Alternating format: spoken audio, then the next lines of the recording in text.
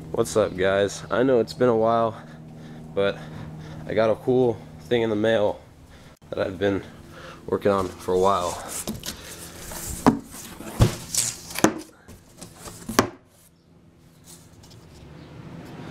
Hell yeah, these are the Fox 2.5 coilovers. They're the IFP factory shocks, so super excited about that. And I have the uniball upper control arms from BTF Fabrication. We're going to be putting these on, the upper control arms and everything, and then I'm going to have a full mid-travel kit on this baby.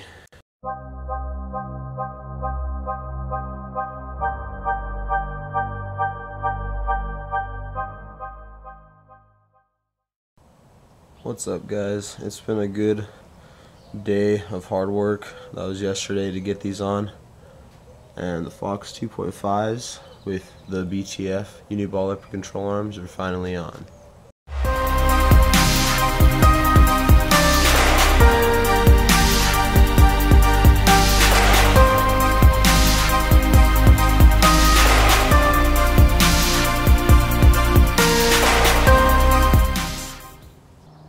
So first off, I want to go over a few things that are probably going to be helpful to anyone who wants to install some new upper control arms on their truck.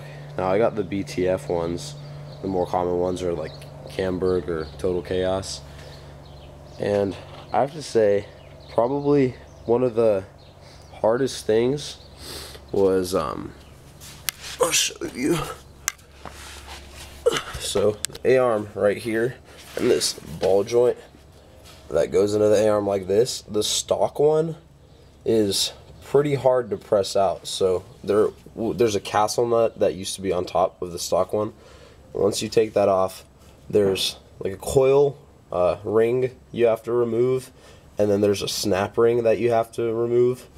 And once you get those off, you have to beat the ball joint out of the upper control arm with a hammer, and once you get that out, you have to beat it out of the A-arm, which is even more difficult. Now, putting it back in was even more difficult than that, and it probably wouldn't have been if I had just a ball joint press. So definitely get a ball joint press if you're going to be doing this. But I kind of improvised. I took C-clamps, and then I put a socket, a big socket that fit over the ball joint but still caught on the A-arm kind of ring right here, and then I took the C-clamp and pressed from the top of the socket through the bottom of the ball joint, and as I pressed it, I tap it in with a hammer, and I press it and press it and press it, and we got them all the way in like that on both sides. And then there's a snap ring that you need to put in. That's basically secure, and then this all lines up and screws in like that. Also, something I noticed was that these BTF upper control arms don't have Zerk fittings, which is, I mean, pretty useful, but I know that the Total Chaos ones do have Zerk fittings. So I guess if I need to grease them, I just need to take the through bolt out every so often and put some grease in there.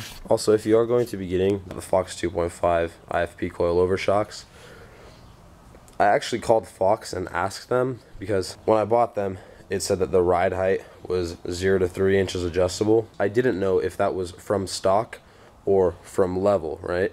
And so on the old Bilsteins that used to be on there, they were just the stock Bilsteins, I put a lift spacer in order to level the truck so I could fit the tires better, right? And that brought the truck up to level. Now, when I called Fox, he told me that these shocks would raise it 0 to 3 inches from stock, right? So that means if I crank them up to 3, it would be 1 inch higher than it was with the Bilsteins. Well, I actually put the Fox shock and the old Bilsteins with the lift spacer right next to each other, and the Bilsteins were the same size as the Fox shock, like lengthwise, with the lift spacer, which means that this shock actually raises it 0 to 3 inches from level. So it's cranked down about halfway right now, which means that from stock, my truck is raised about 3.5 inches in the front. So that's some useful information. In case any of you noticed this, it's really sad, but I got into an accident. Everyone was okay. So this bumper is kind of bent in a little bit right here. So as a comparison between both sides. Now, that's nothing to worry about because I'll be able to pull that back out and it'll look good as new. I'll repaint it and everything. I just need a new headlight, and I was probably going to retrofit some projectors in there anyway. So no harm to the truck and no harm to people, so everything was okay. Now, of course, the truck is higher now, which means I need to get an alignment again. The wheel has a little bit of, I think that's called positive camber when it's kind of bent in that way. I'm going also to run to like AutoZone or something and get some paint just to clean all this up, because now I have this super clean looking up control arms and a shock, and then all this. I mean, I gotta wash it first, of course, but it's still just kind of faded black, so I'm just gonna paint some of the frame and like the interior of the fender well and stuff like that. So right now we're at my local grocery store, and before, these speed bumps used to send hard vibrations throughout my entire vehicle because of my blown shocks. So let's see what they're like now. Wow. As you can tell, the back hit a lot harder, but that front end just so much better. So I can't wait to actually test these out off-road. I don't know what the break-in period is. I thought it was 500 miles or something like that, but a friend of mine told me that for coilovers it's like 2,000 before you should go really hooning them or anything. But I'll probably just end up calling Fox or something and asking them.